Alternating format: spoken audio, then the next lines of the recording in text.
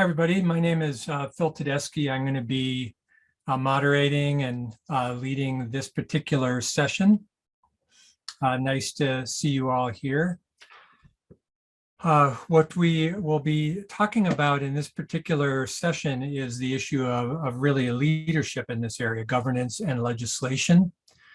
And I want to encourage you to join this session, if that is part of your particular interest. And I wanted to start by sharing, a couple of initial thoughts. If you were like me this morning, listening to the fantastic words of Secretary Castro, it was really quite reassuring and really refreshing from my perspective, imagining a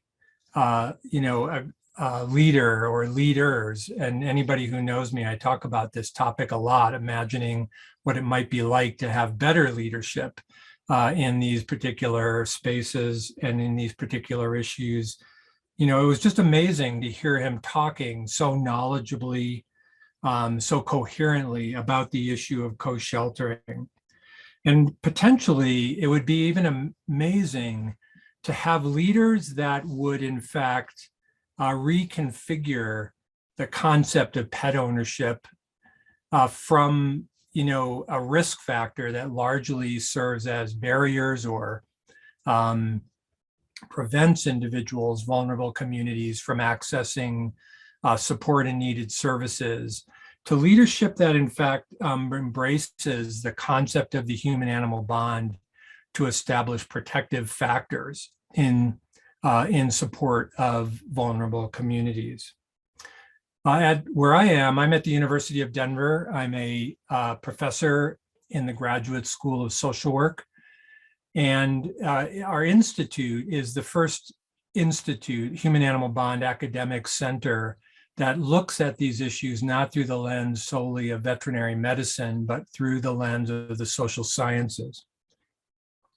And what we've come to recognize in both our research and our academic programming is that the human-animal bond, in fact, is a predictor of human well-being. So the interdependence of people and their companion animals serves as a touch point, a recognition point that can either promote human health, or in cases where we don't understand it or don't recognize it, in fact, can serve as an additional risk factor or even trauma.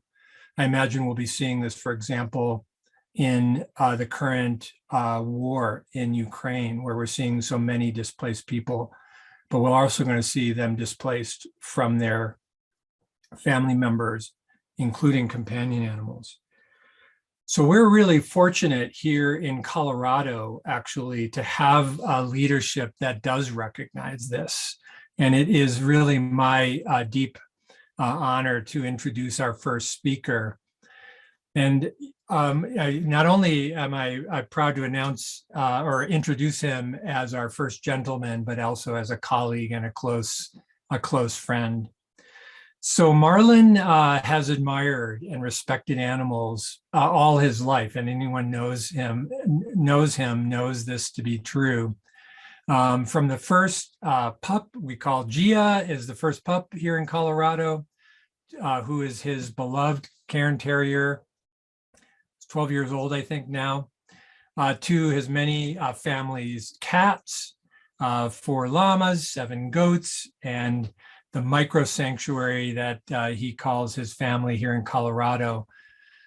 MARLON's the happiest in the presence of his friends that are animals, and he hopes that through his advocacy as the first gentleman here in Colorado, that he will be able to lead this discussion, not only on a policy level, but really change the narrative of the significance of animals in the lives of humans and non-humans here in Colorado. And I can say MARLON is off to a great start already, and we're very excited to have him here as our first gentleman.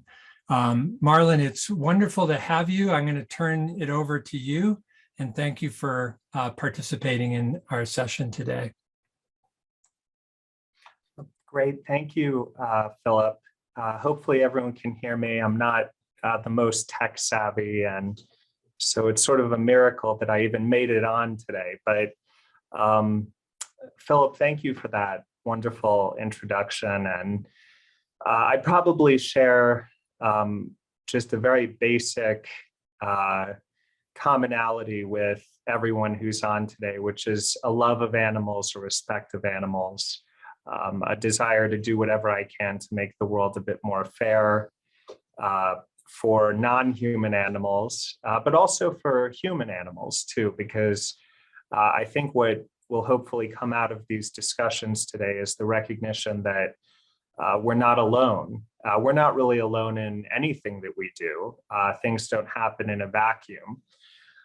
And you know, the key thing I think in leading through governance with this model of co-sheltering is really that understanding that that there's overlap, that there are issues that connect all of us as citizens of our hometowns, our cities, our states, our countries, and our world.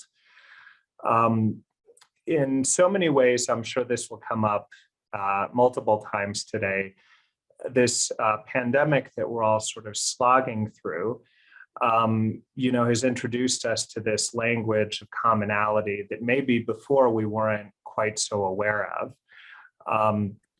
But you know, the idea that we treat things in a global way, we don't treat them in a localized way. If we treat things, you know, sort of just at the site of infection or the site where we're experiencing problems, then we risk losing the entire patient. And so, you know, whatever precautions we take as individuals, we're only really ever as safe or as well as our neighbors. And throughout the last 3.5 years, I've been in a position of privilege to be able to help connect people who've come to the government. You know, they come typically with issues relating to animals, but they need to be connected with a whole constellation of experts who are in place to address different aspects of a situation. And so this entire conversation is so important. What is it that connects all of us? And then how do we all move together as one to achieve greater goals that are larger than any one person, any one department. I had been thinking this morning sort of this this idea that we have in government that you divide and conquer. And the way to tackle issues is by specializing in issues and by assigning them, whether it's to a particular legislative committee or an enforcing agency, a department, a specific division, a program director, a deputy program director, staff. The reality is that when we do that, we sort of isolate the issue, and it might land on the lap of one person who has to divide their attention 25 different ways. And of course, we also are missing the larger picture about why we should all care, why this should be an issue that matters and that we all talk about. And it really does come up recently, you know, here in Colorado. This idea of co-sheltering is very relevant, I think, and fresh in people's minds because we just went through one of the largest and costliest wildfires in our state's history. And so you have a record number of community members who are attempting to access relief through a system that was put in place. And I haven't personally witnessed in the last 4 years of tackling other disasters so much of an emphasis on reuniting people with their companion animals. The fact that that's even being discussed and being brought up, and that there's pairing of people with resources and direct messaging from the government to show that you might have lost your home, but you didn't really, because you have your companion animal, you have your family, wherever your family is, that's home. And so there's a need, I think, to really talk about these issues as being connected, and to recognize what I've learned in the last few years about the One Health model, which is you help people, you also help animals, and as you help animals, you also help people. And so these aren't mutually exclusive ideas, and they not only belong in the same sentence, belong in the same conversation, but only when we recognize those interconnections can we actually achieve equity for all members of society and sort of bring everyone up together. So it's a pleasure to be here with you today and with everyone, and I'm excited to engage in conversation and hopefully contribute something of value. Thanks. Thank you, Marlon. Thanks for those thoughts. And we're going to go next to our colleagues at the ASPCA. And next up is going to be our Michelle Villagomez and Susan Riggs.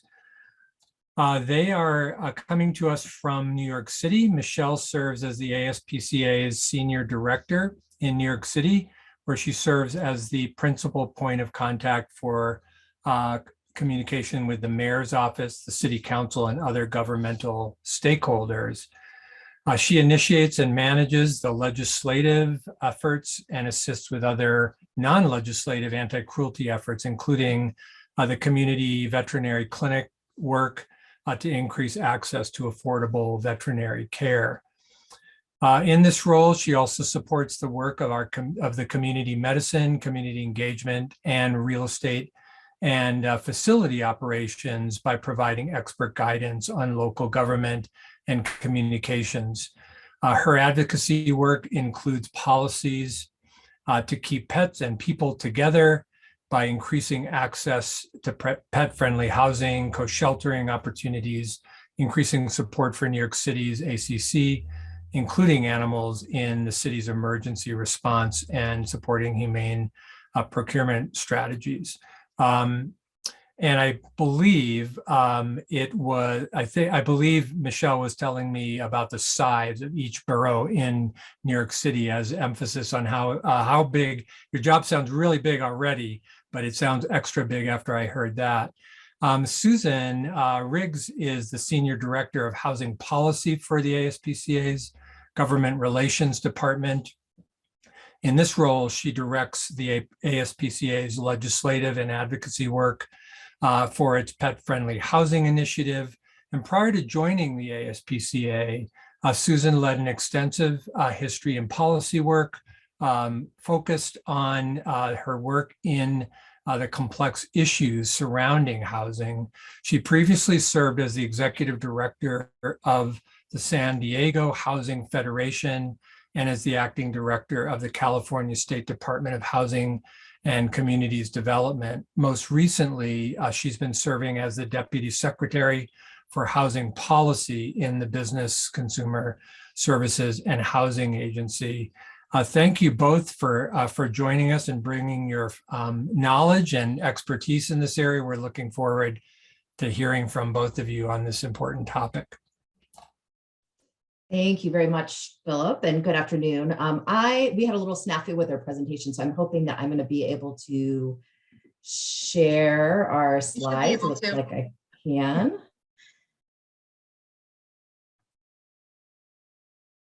Can everybody see that okay? All right. Okay, good. Well, good afternoon. First, I want to say how honored I am to join Philip and Marlon to speak about this incredibly important topic today. And on behalf of Michelle and myself, I want to thank you guys, as well as Christine and the whole My Dog is My Home team, the board, and all the volunteers. And I will give a warning that because I'm operating the slides too, I can't really walk and chew gum at the same time. So I'm going to do my best here. So it will not come as a surprise to anyone today that we don't have enough co-housing opportunities for individuals experiencing housing instability. Unfortunately, most of the housing created in prior decades to provide a safety net for those experiencing emergency housing needs was not designed to accommodate pets. But our body of research has grown exponentially in recent years to demonstrate that by allowing pets, we remove a significant barrier to safe and stable housing for both the chronically homeless and victims of domestic violence. I don't have to educate this group on the reasons that it's so important to provide co-housing opportunities for individuals struggling with homelessness. What you may not be as familiar with is the importance of providing safe shelters for individuals seeking to escape domestic violence. The evidence is overwhelming that persons living in a volatile home environment will delay leaving if they don't have a safe alternative place to go that will accommodate all of their family members, including their pets. Further, given that survivors are often forced to leave home without any financial resources, domestic violence is a primary cause for homelessness. So the link is undeniable. For this reason, as you advocate for co-housing, I encourage all of you to consider the significant link between domestic violence and homelessness. And by the way, just a quick pitch, if you want to learn more about the intersection of these two issues, I want to shout out tomorrow afternoon's panel. The panel is going to feature my ASPCA colleague, Maya Gupta, and other experts in this area, so you can learn more about it there. So in addition to the enormous human toll, the cost of public safety, emergency service, criminal justice can be substantial. But as I will expand on in a few minutes, on contrast, we're finding that the cost to retrofit facilities to accommodate pets is both cost-effective and a life-saving solution. So when I joined the ASPCA just over 5 years ago, the organization was very deliberate in seeking out someone with a housing background. This was a recognition that the lack of pet-friendly housing was impacting people and their pets in myriad negative ways, and that a focused effort would be necessary to break down the barriers to ensure that pets and people could stay together. The timing couldn't have been better. I had just left Governor Brown's administration as the California Department Deputy Secretary of Housing Policy and was looking to apply my skills in a new way. 5 years later, just in December of this past year, and many impactful laws and policies ago, the ASPCA has redoubled its commitment to removing barriers to pets and housing by creating a dedicated position in housing policy, which I now occupy. I only tell you this to emphasize the growing consciousness of the importance of breaking down the silos that often exist between public policy areas. The field of animal welfare and housing are not alone in thinking of silos. In fact, our system has really been set up to make us think this way. When budgets are set up in silos, it's easy to believe that there's winners and losers. If one budget line item is winning, then of course the other one has to lose, right? Well, the reality is that there's a growing recognition that holistic budgeting, integrating areas of public health, mental health, housing, domestic violence, animal welfare, among many others, is necessary to create meaningful and impactful change and really create the solutions that we're looking for during this conference. And I will say that I have visited with many elected and public officials over the last 5 years to talk about the importance of pet-friendly housing. And every single conversation, the lights go on. People really get it when you talk to them about the importance of pets in people's lives. The reality is that these people are pet parents themselves. And when you ask them what they would do if they were forced to choose between a roof over their heads and their pet, they don't hesitate for a moment in becoming advocates for pet-friendly housing in their own right. So that makes your job super easy. So a couple of practical thoughts on how you can really up your game in terms of advocating for co-housing and pet-friendly housing generally. So the first thing is to consider the best path for your advocacy. And there's many ways to do this. And I'll give you a couple examples. So administrative. Some of you may know that the Department of Housing and Urban Development at the federal level requires all public housing, a term of art, the program public housing, to be pet friendly. That happened through the Federal Register. So those regulations are promulgated through an administrative vehicle. And so that is one type of path. And so you can go through different regulatory and administrative options in order to create the type of change that you need. Budgetary. So you may have been in a session earlier today that talked about the California Pet Assistance and Support Program. That was a budgetary item. That was strictly done through a budget bill $5 million was allocated for that program. I'm going to talk about it again in just a couple of minutes and get into kind of the weeds on that one. But by allocating funding for a program, that's a great way to see it happen. If you can get the political will behind that and demonstrate that the budget investment is meaningful and impactful and is really going to change lives and probably in the end save money to a lot of different agencies, then that would be very persuasive. And then obviously one of the most common things is to do it through legislation. And that is, going through the legislature and the governor to enact a bill that requires something to happen. I think the one thing that and just listening to some of the comments today during the other sessions and panels, I also wanted to mention, which I think is a great idea, reach out to your local continuum of care that administers the homeless programs in your community.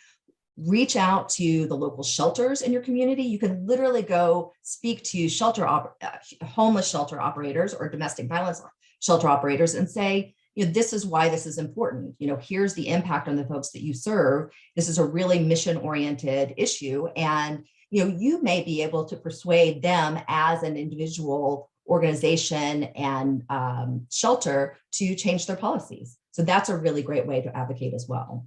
Hey, Susan, I'm going to interrupt you here for just a second because it sounds like we are not seeing the slides moving. So I apologize for telling you that. So I don't have very many slides. So if you see tools for creating political will, we're actually, I think we're still on the beginning slide. So I'm not sure why it's not forwarding, but this is the nature of trying to present over Zoom as always. Any change now? Yes, we're starting to see that we see the new slides now. Okay. All right. Do you see tools for creating political will? At least, There's not at least I am. If other people on here, so yes, nothing life changing. If other people are not seeing that change, please let me know. But I am starting to see that now. Yes. Okay, great. Second, and I'll kind of race through these. Identify a champion. That is pretty obvious. If you can find a legislator, a governor, a first gentleman, for example, to be your champion, then that is really meaningful. I mean, it can be someone within an agency. It can be someone that is a public official, not necessarily elected, but a public official, a department head, that sort of thing. So identify your champion and work closely with them to see how you can move this policy forward. Utilize recent stories and events to create leverage. And let me give you an example of that. In Washington State, we are discussing some policies around domestic violence sheltering with some local public officials, elected officials. And there was recently a court ruling at the Supreme Court in Washington that extends the opportunity for a ruling against a perpetrator of domestic violence to any impact or injury or death of a pet. And we know that oftentimes pets become a proxy for a human person in a domestic violence situation. And so that really gives us a lot of leverage as we're talking to elected officials in Washington to say, look, the courts has seen this as a really important event. You may see things in the media, there may be events that you can really tie your advocacy to. So I really encourage you to look at the newspapers, different events that are happening in your community and try and tie your advocacy to that. And then finally, in the spirit of the theme of the conference, Stronger Together, Building Allyship Between Movements, identify allies, especially the not so usual suspects. And obviously the entire purpose of this conference is to bring together housing expertise and animal welfare expertise, social work, you name it. And you would be surprised when you start reaching out to folks who understand the underlying issues related to co-housing, how they'll come on board. Like I said, with when I've had these conversations with public officials and elected officials, the light bulb comes on, and that's for everybody. I mean, everybody gets it. So you'd be surprised. So it doesn't hurt to tell the story and to ask for folks to come on board and support. So I really encourage that.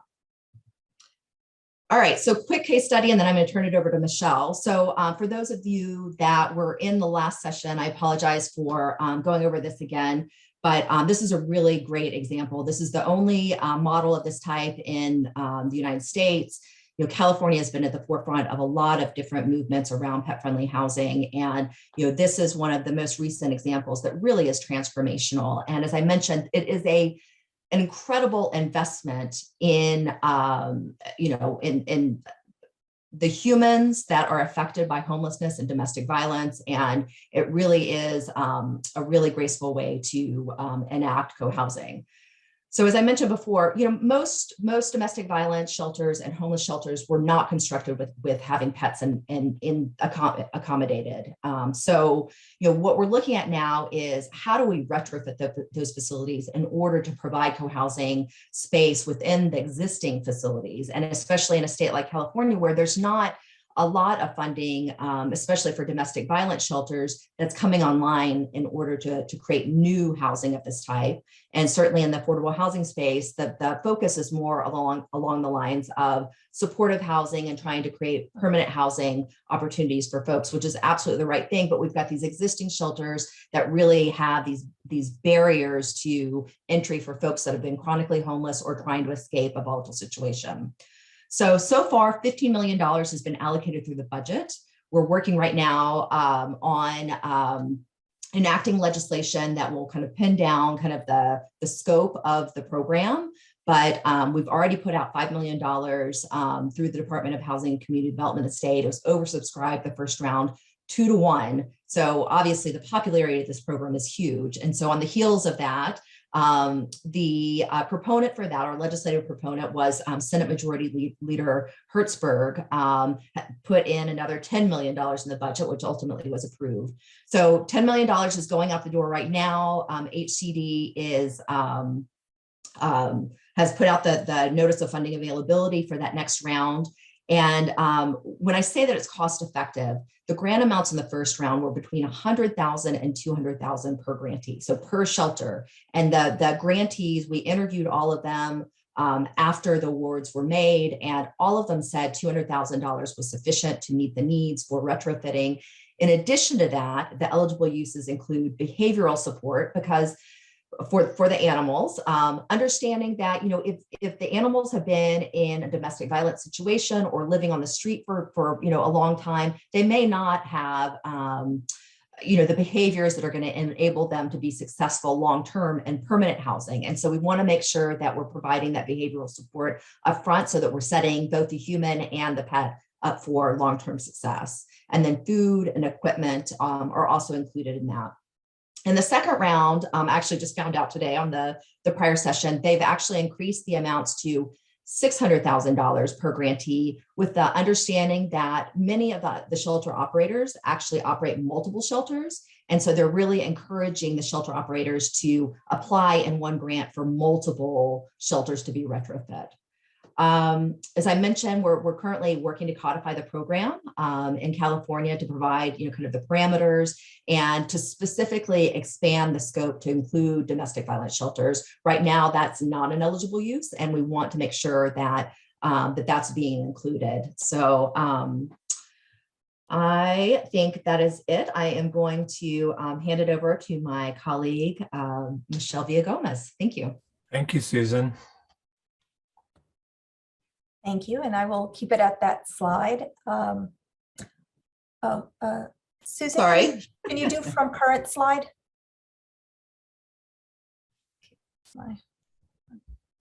It should be on there now. Oh, there we go. So I will just reference the little fun fact that I shared with Philip about New York City. I will say I clicked through, and I'm happy to see that some of our partners in this work for New York City are sitting in this presentation. So I will give a shout out to Danielle from URI, and I see Jenny, and there may be others, Jenny from Animal Haven on this presentation. New York City, the fun fact was most of our boroughs have populations larger than the city of Tampa. So it's really important that we have programs and services available for New Yorkers, because it's ludicrous to think that something the size of the city of Tampa would not have resources for animals. That being said, it has not been an easy way. For those of you that were on the previous presentation, we are in a wonderful place. You may have listened to Patrick Kwan from the New York City Mayor's office talk about some of the things that I'm going to mention today. But I will say, it took us a while to get to the point where we could have an advocate for animal welfare embedded within New York City government. Like Marlon was saying, it's really important to, find candidates, find champions, find elected officials who care about the issues and then can champion them going forward. Next slide, Susan.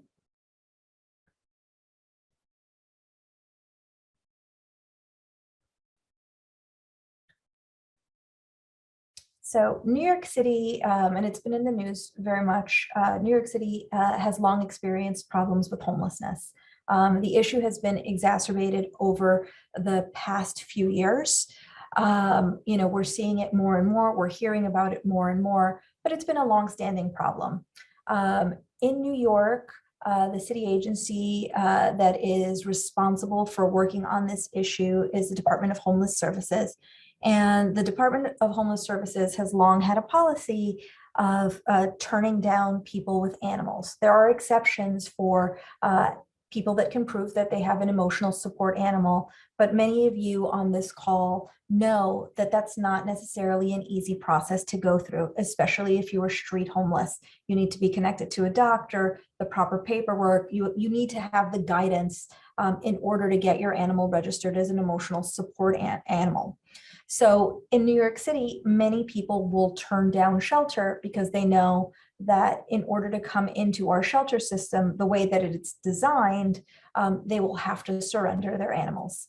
The ASPCA sees firsthand what this is like via the work of our community engagement team. They are our social work arm, as I like to call them. They work to enact programs and facilitate ways for people to keep their pets. So in many cases, it's trying to provide folks with access to veterinary care, vaccines, spay neuter, to make their animals more, quote unquote, acceptable to go into like congregate settings. There is a huge lack of temporary boarding for animals. Many people who would like to enter the shelter system really do not want to surrender their animal, but there is not really a safety net there for them. Going into the homeless shelter system does not have an expiration date. Like, you don't know that, okay, you need boarding for 2 weeks, you need boarding for 3 weeks. So that social safety net infrastructure is not there for them. Many smaller groups will try to offer foster, but again, that's a finite resource and it does not really address the problem of a lack of pet-friendly housing. So for many people that are already in crisis, the idea of having to part with a pet adds to the trauma of homelessness. Nationwide, only about 3% of shelters will take in people with their pets. And the system within New York City makes it a little bit more difficult. The majority of our shelters are run by nonprofit providers that have contracts with the city. The city will also enter into non-contractual arrangements with some private landlords and commercial hotels to meet the legal obligation to provide shelter to anyone who requires it. Animals are not thought of as part of a family unit. The ASPCA has long advocated in just sort of the social administrative system of New York City to have them be part of a family unit so that the animal's included in the case file and it just moves through the system as a unit, making things easier. It's been a challenge. But because we have this sort of patchwork system, it's very, very hard to have a blanket policy for pet-friendly housing. Attempts have been made in the past. There have been RFPs put out to the non-service providers to try to make pet-friendly housing. And in our interactions with Department of Homeless Services, we've been told no one is really jumping at the bit to do this. what we've had to do is really make the case for why this is necessary. We talk about the need, and Susan was right, when we talk about making the human-animal connection, letting them know that helping an animal is really helping a human being. And oftentimes when an animal is suffering, it's indicative of larger problems. The easiest case for us to make in conversations like this is domestic violence victims. We've been working, the ASPCA, with the local DA's offices, on these cases. In many instances, we will see cruelty to animals that then will escalate to domestic violence. We're able to offer temporary boarding in those situations, or support if an animal is placed with a friend or family member. But we've also been fortunate enough to be able to partner with groups to help grow their pet-friendly housing programs in domestic violence shelters. So Danielle, who we saw earlier from the Urban Resource Institute, we've been very lucky that we've had the opportunity to work with her program and do what we can to help it grow. And it's a wonderful program. And it's now a beacon, like we're able to point to it and say, it's not impossible, it's doable, it's effective. Look at what URI has been able to accomplish. And it's really compelling for people to hear the stories of a domestic violence victim, hear the stat that 48% of victims will stay because they're afraid that something will happen to their animal. Those stories oftentimes may be more compelling. Sometimes when we're talking about issues of homelessness, for those of you in the social work field, that people have stereotypes and stigmas that are attached. So we really have to work hard to break those down. Next slide, please.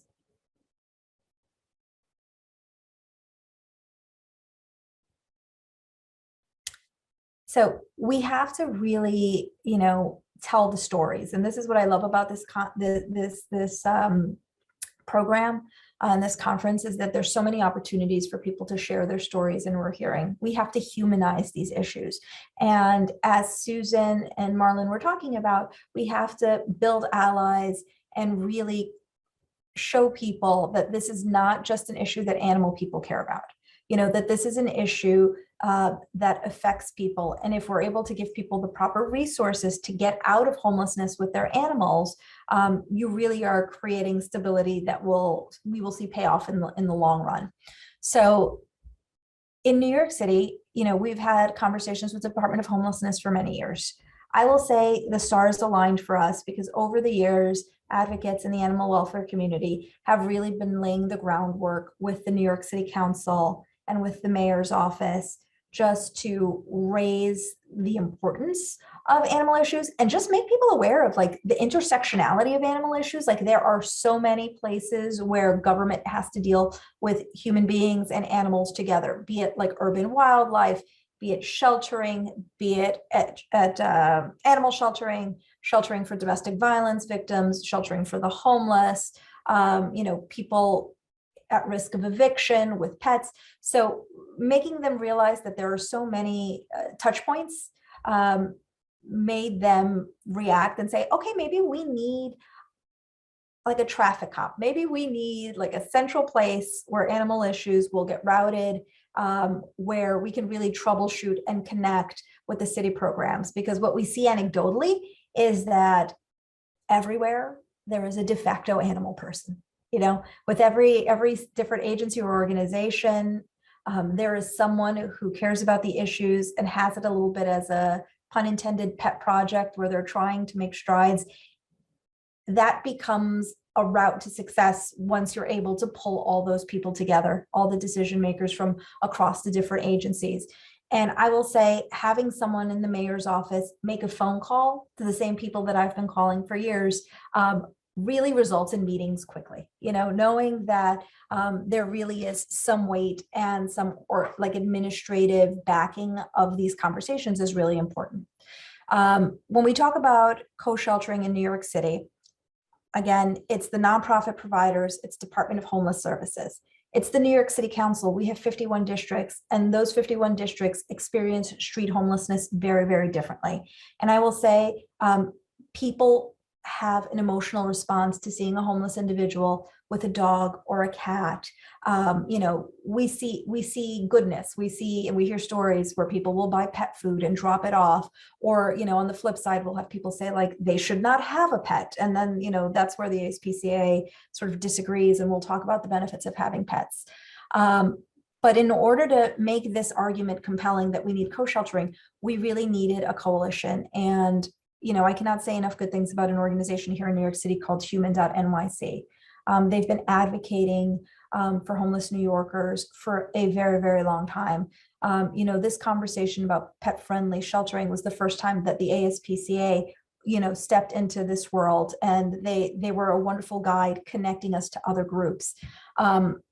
We worked with Animal Haven. As I mentioned, Jenny Coffey is a wonderful social worker who I saw is on this call, who had been trying to like single-handedly solve so many of these problems, helping people get their animals declared emotional support animals, seeing the stories, having the Urban Resource Institute as a guidepost and say, they did it, they made it work. They can address all of, you know, what Susan was talking about, like, how do you retrofit? Like all of the practical, like, what do I do about flooring? What do I do about housing? Like they could address that, and they can show sort of how they've been a successful model.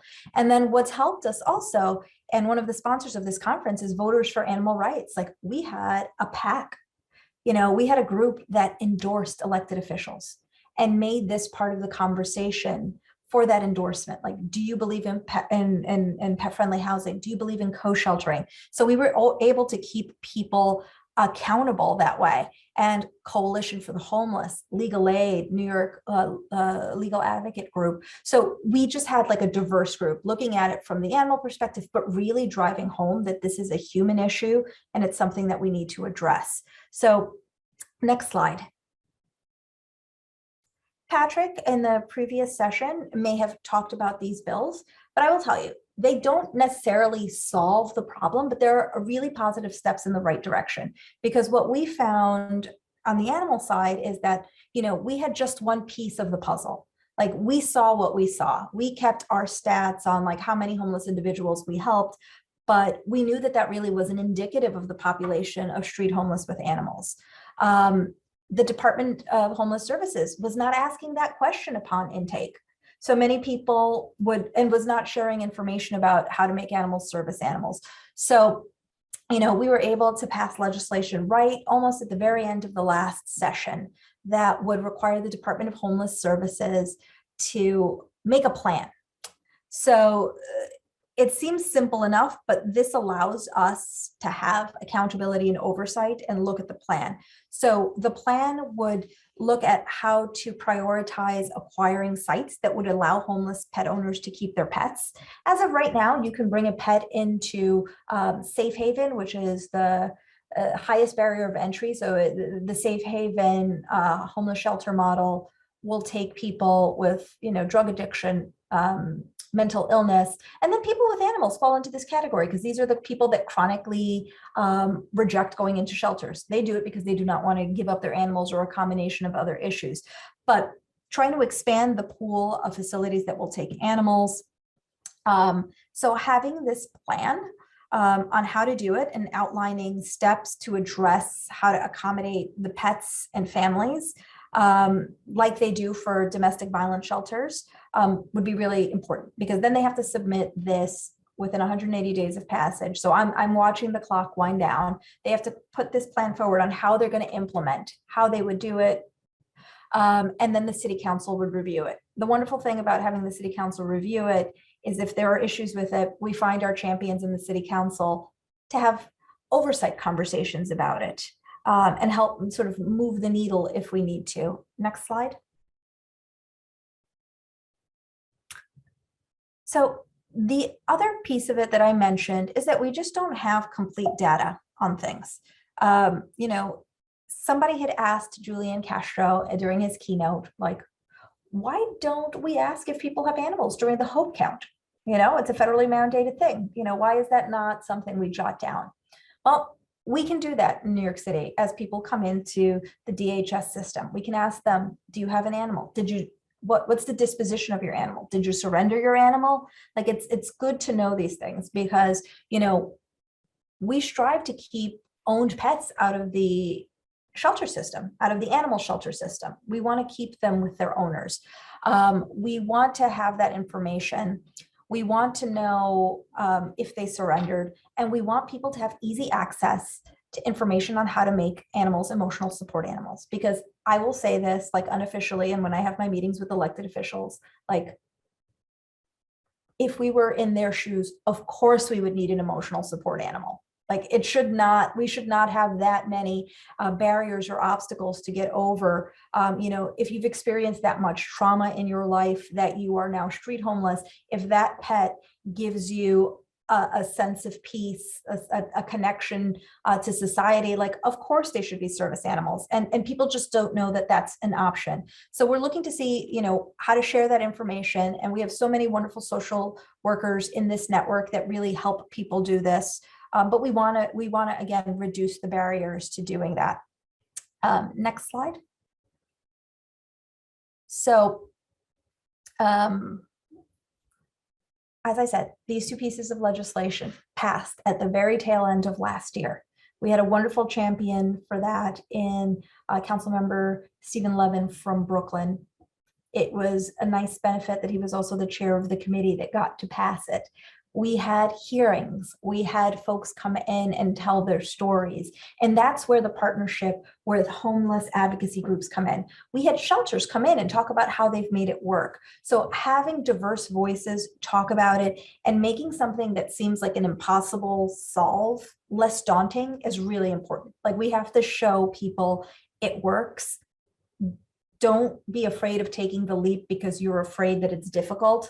Let's just parse it out. Let's make a plan. Let's get a grasp of what the problem is, and let's see what best practices are.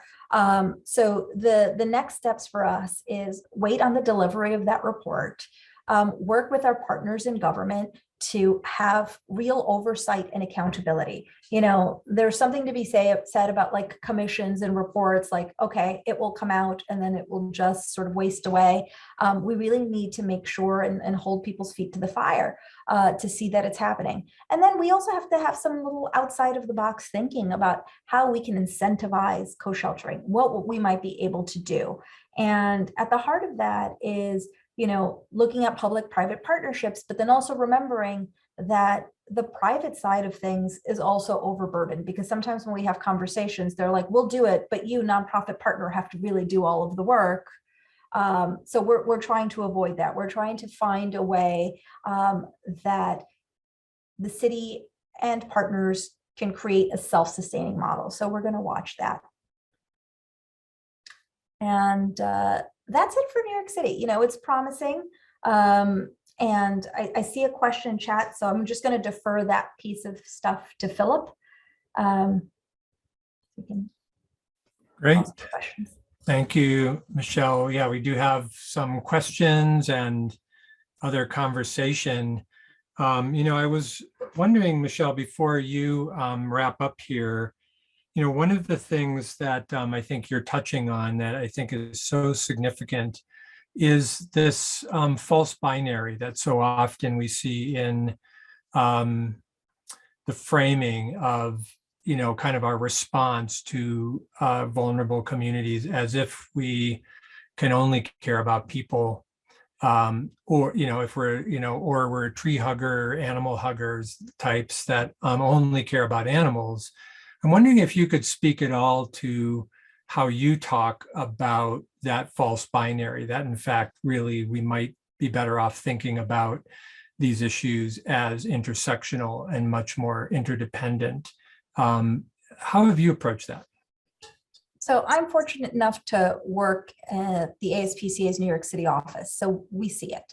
I work in really close collaboration with our community programs. So I'm able to talk to elected officials, and you know what? They may have seen a mobile clinic, an adoption event, a vaccine clinic, and we're able to just say, like, we care about animals, but we're here to help people keep their animals. And, being able to establish ourselves as a people/animal centric organization is really, really important.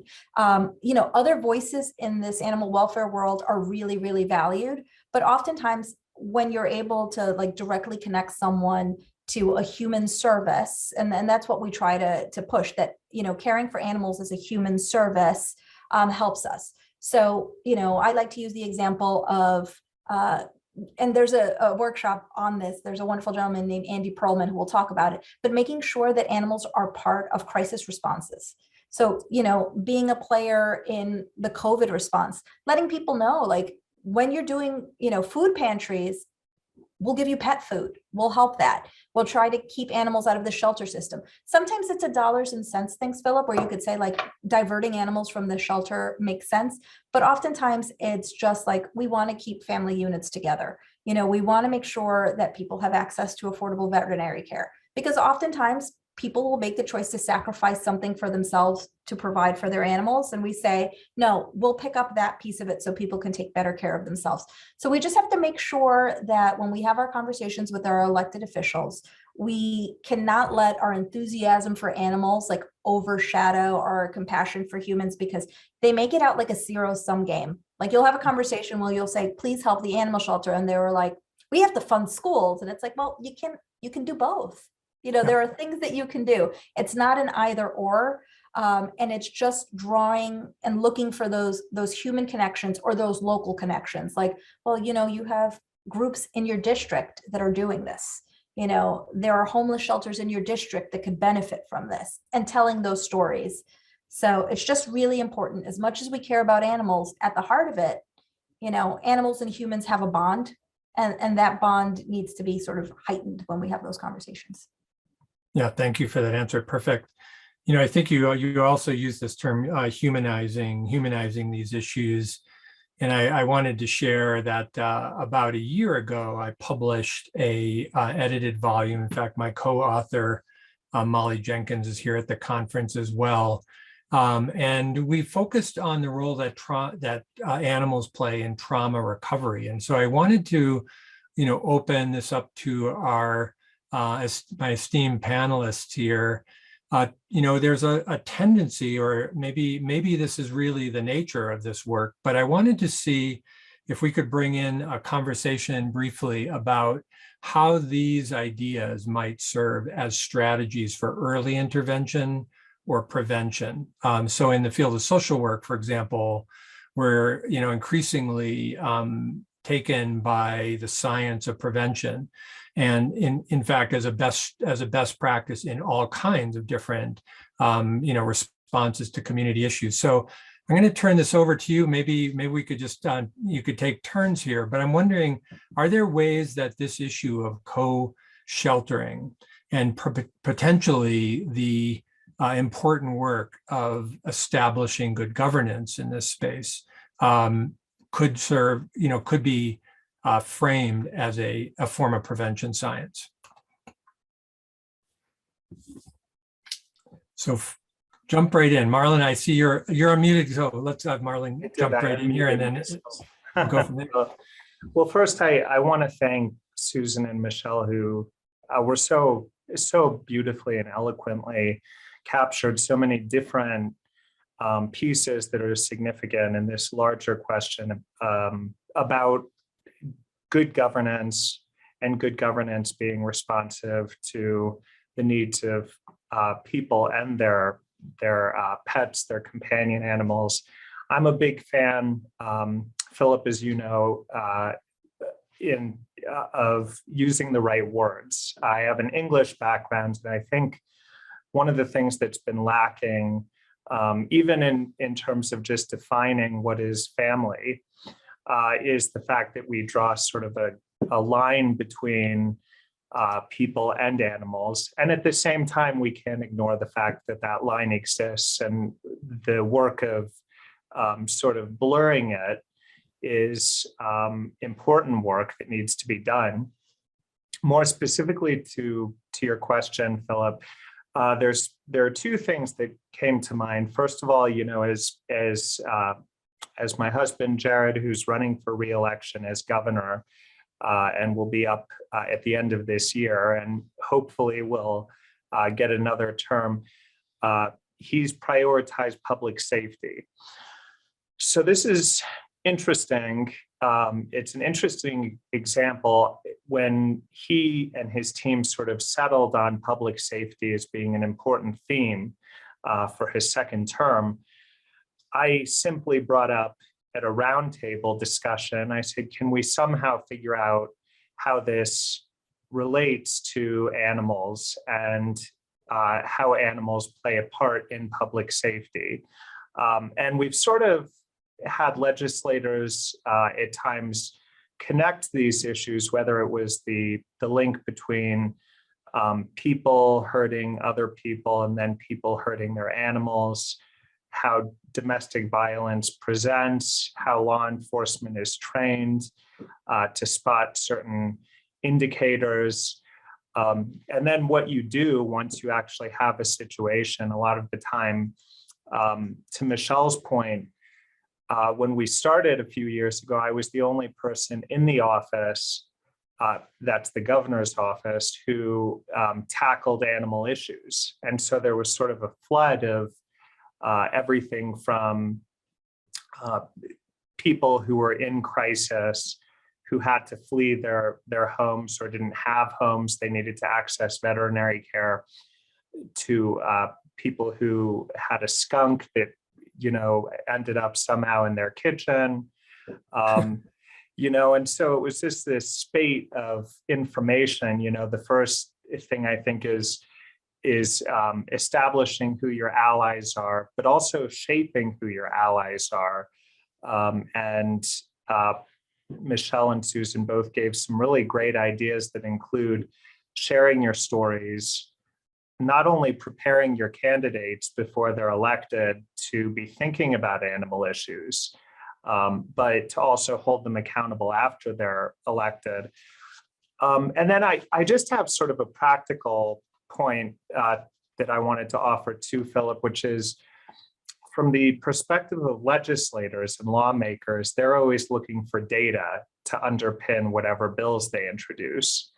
But then when the bill comes, so that's how they prove the worthiness of their bills to other legislators.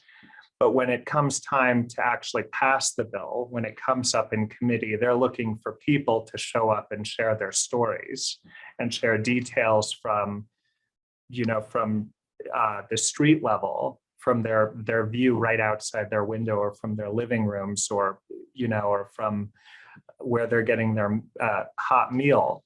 And so there's sort of a combination here that needs to happen. You need the data, and then you need the stories and people who are willing to share their stories. And it is scary, I should say, too, also to Michelle's point. I think it's scary sometimes without Gia in my lap trying to make the case to legislators why they should care about something. So you can imagine being in a transition of some kind or having a crisis on your hands and not automatically having your animal there and having your animal flagged as being important to the situation.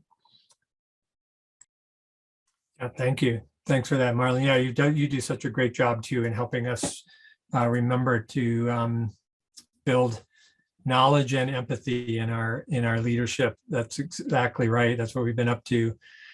Susan, what about, you know, your work? As you were talking, I was, you know, kind of had my jaw hanging open, probably because it seems that the structure, the funding structure that you were describing is somewhat unprecedented, really. I mean, I've just never really heard that kind of clear investment strategy into this issue. Is that shaped? I mean, is that shaped at all as a strategy for early intervention? Or, you know, I mean, how do you think about that? Are those connected? Unfortunately, I don't think it's about early intervention, because oftentimes the folks that are hardest to serve are the folks that have been on the street for a very long time. Mm-hmm. Typically, they're branded as the chronically homeless, according to the HUD definition. And, you know, those are folks that have been living on the street for a very long time. And so, you know, unfortunately, the safety net did not work for them. But I do think, I mean, there are a lot of entry points to try and avoid homelessness. And, you know, obviously, I mean, that's through, social workers, it's through other services. I mean, there are signs. And I think, to kind of get to your question about, what does it mean to have good governance to try and avoid, to have early intervention. I think, one of those things is, good governance means connecting the dots and understanding how the issues fit together, and, understanding that how, where the links exist and where there are intervention points. In California and many other states now, policymakers are figuring out that schools are a good intervention, early intervention point. I mean, if children are falling asleep at school, if they're coming to school without lunches, if they're, if they're showing signs of trauma, that is probably a good sign that something bigger is afoot at home. So, I mean, I think connecting those dots and understanding that, homelessness, animal welfare, all of these things there, there's probably a tip of the iceberg somewhere that someone is seeing, and it's just emboldening, whomever is seeing the tip of that iceberg to make a change. But in terms of the PASS program, really that's after the fact. But I think, too, we do see in many ways that tip of the iceberg in terms of signs of potential homelessness, because the way that the ASPCA came at this issue in terms of the PASS program was that we were seeing through our interactions with the LA County Department of Animal Care and Control. We actually went out, Michelle mentioned our community engagement team was there on the ground at 2 shelters that were in low-income communities, highly minority communities in LA County. And we actually on the ground surveyed folks that were relinquishing their pets, and housing time and time again was coming up as the primary issue that many people were relinquishing their pet. And so what that does is tell us that, pets are at the root of many of these relinquishments. And that in that case was the tip of the iceberg. We knew that if people were coming in because of housing related issues, that there's a bigger issue, there's a bigger iceberg underneath that water. Right. So, so there are ways to kind of get there. Unfortunately, the PASS program really is addressing the after the fact, trying to get folks off the street and remove the barriers to moving to a more stable environment. Yeah, I appreciate that explanation. And, I think you're making a very important point, and one probably that builds in, building in resources, regular resources and adequate resources do allow, for that recognition of those risk factors and beginning to address them at least more proactively, hopefully, than previously. We have a couple of questions, one from Jessica, who is put this in the chat, and I'm going to combine your questions together, Jessica, if you don't mind. Jessica asked kind of 2 points here. One is, looking at, an issue about how individuals, single women or men, struggle at bringing their animals with them into sheltering environments. So we may be thinking about this more as a family intervention. How have you collaborated with programs to advocate for these particular clients? And then she gave an example of a client who left her dog behind with her mother, who was a person who caused her harm in her, sounds like previously in her history, and now is causing her pet harm, right? So these are examples where, I think suggests that we don't have, many individuals might not have the necessary resources. So Michelle, is this something that you might be able to respond to? How have you worked on the issue, or any of you really, on issues of responding to single individuals that have animals in their lives? So I will say, we have wonderful partners in New York City, and, some are in this session, but ACNC, which is Animal Care Centers of New York, has a Keeping Pets and People Together program and a Community Pets program that also offer like these types of supports. So as mentioned by many of us, like there is no permanent solution, like there is no unlimited amount of like temporary boarding, but in certain instances, us and other sort of animal welfare partners in New York City may be able to materialize magically some sort of temporary boarding. But I think what many of us do, from ACNC to Animal Haven to the ASPCA, through our community engagement work, is try to, and it's not possible in all situations, but try to make people aware that they may have a bigger network than they think. This is a little bit easier for folks in a domestic violence situation because they've not been as marginalized as many of the street homeless or is out there. So we just make sure that people, dig through their networks. This is what we do with emergencies too, like with hurricanes. It's like, do you have a friend? Do you have a cousin? Can someone take your animal? What can we do to facilitate that? Can we give you a crate? Can we give you food? We'll get your animal vetted. In some cases, we'll get your animal groomed. We will pay for a taxi to get your animal from A to B, to try to create sort of a person-to-person sort of safety net. Because as I mentioned, we're animal shelters. Our space is limited, and we can provide some short-term grants and look at partners to do that kind of thing. Sorry, this is not my own technology beeping in here. I apologize when you share a room. But it's one of those situations where, we try to help people identify. And in New York, we're fortunate enough that, when there are legal cases brought, we work with like the family justice centers, and the social workers that are affiliated with the district attorney's offices also are aware of what we do collectively and can help point people in the right direction. But again, it's not an unlimited resource, but we try to find creative ways for the animals to stay within someone's network, because we also want them to be able to visit their animals, if they go to shelter, be able to know that their animal is okay. And know what's happening. Yeah, thank you for that. Actually, it reminds me to share, this idea that sometimes we're looking at, acute responses, things that can solve an immediate crisis that also create some space and time for a more permanent solution. So one of the things, that our research has suggested is that the separation from our companion animals that so many people think of as members of their family is an additional trauma.